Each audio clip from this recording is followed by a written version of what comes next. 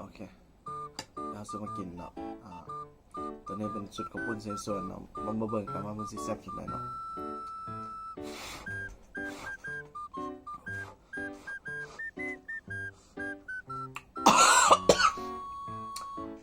ฮอน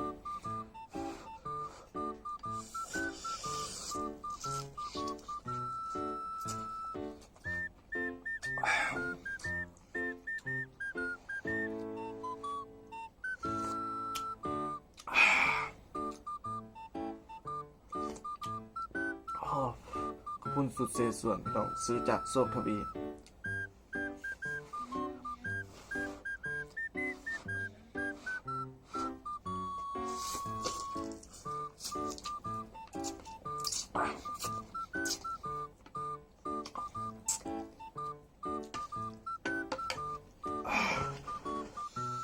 พี่น้องถ้วยบางใหญ่เนาะ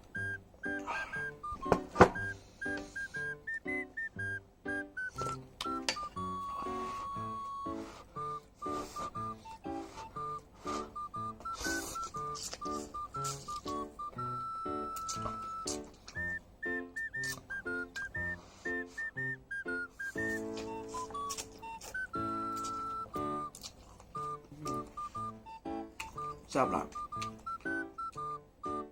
ขอโทษเดินเป็นแผลเบิ่งกลางคืนนะขอโทษนะ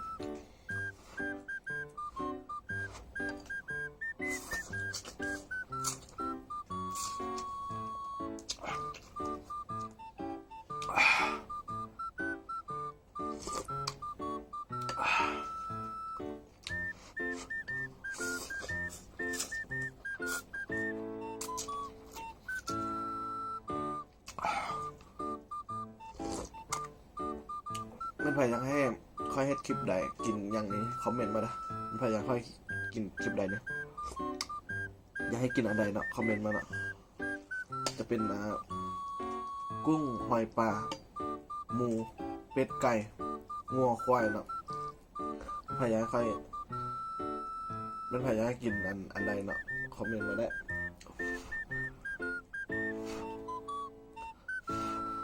แต่ว่า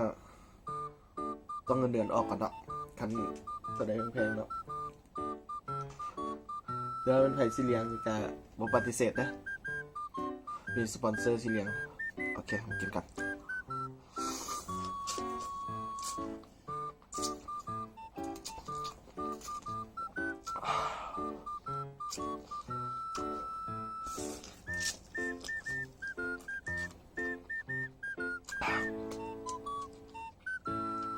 นิ่มเนาะเป็นเส้นนิ่มเนาะกินนี้แทบจะไม่ได้ย่ำเลยนิ่มแห้งเนาะ